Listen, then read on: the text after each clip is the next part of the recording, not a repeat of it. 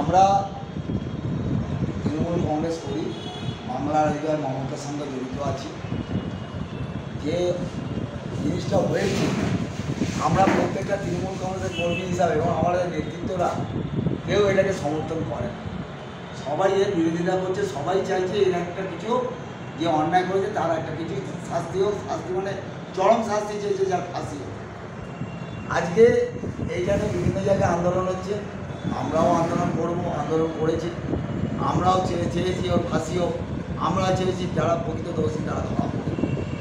কিন্তু আন্দোলন করছে, আমি বিগত দিনের কথা বলবো না। সিপিএম কী করেছে, ও কী করেছে, এইসব কথায় আমি যাবো না। কেন সিপিএম এককালে এই অত্যাচার করেছে বলেই আমরা এসেছি। সুতরাং আমি সেই তর্কে আর যাবো না সিপিএম কী করে। কিন্তু আমাদেরকে সরকারে আছি, সরকারের যাতে ভাবমূর্তি না নষ্ট হয় সেদিকে লক্ষ্য রাখতে হবে। তৃণমূল কংগ্রেসের কর্মী হিসাবে একটা কথা মাথায় রাখতে হবে, অন্যায় অন্যায় বলতে হবে। অন্যায় করেছে, অন্যায় আমাদের বলতে হবে, এটা খুব খারাপ হয়েছে।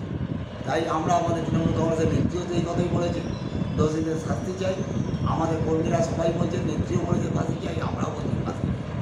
কিন্তু যে অরাজকতার সৃষ্টি হচ্ছে, সেই অরাজকতার সৃষ্টি না করে যে কার্য করে ভাঙচুর হয়েছে, সেটা আসলে আমাদেরই ক্ষতি হয়েছে। যেভাবে ওষুধপত্র সব ভাঙচুর করেছে আমাদের রোগীদেরই ক্ষতি হয়েছে, রোগীদেরই আজকে পরিষেবা দেওয়া যাচ্ছে না।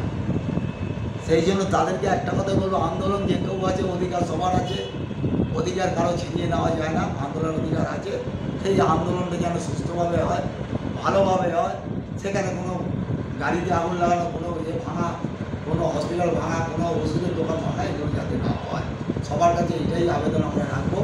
আর আমরা একটা কথাই বলবো যে এর সুস্থ বিচার চাই। সুস্থ বিচার আমাদের, সিবিআই কী করছে, পুলিশ কী করছে, ওই বিচারে আমরা যাব না। কেন সিবিআই তার কাজ করছে, সে কি করবে, নিশ্চয়ই কোনো খুঁজে বেড়াচ্ছে, নিশ্চয়ই ওনারা কিছু দেবে কোর্টে যে আমরা এটা পেয়েছি, আর পুলিশে হয়তো দেবে। কারো বিরুদ্ধে আমরা কত বড়, সবাই সরকারি লোক, সরকারি দায়িত্ব আছে, সবার উপরে আমাদের জজ সাহেব আছে, সুপ্রিম কোর্ট আছে, হাইকোর্ট আছে।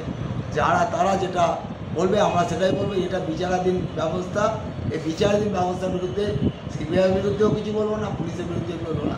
সবাইকে ধন্যবাদ জানাবো যাতে এই ধরনের আন্দোলন হোক, কিন্তু আন্দোলনটা যাতে হিংসাত্মক আন্দোলন না হয় সেই দিকে লক্ষ্য রাখতে সকলকে ধন্যবাদ জানিয়ে আমার বক্তব্য শেষ।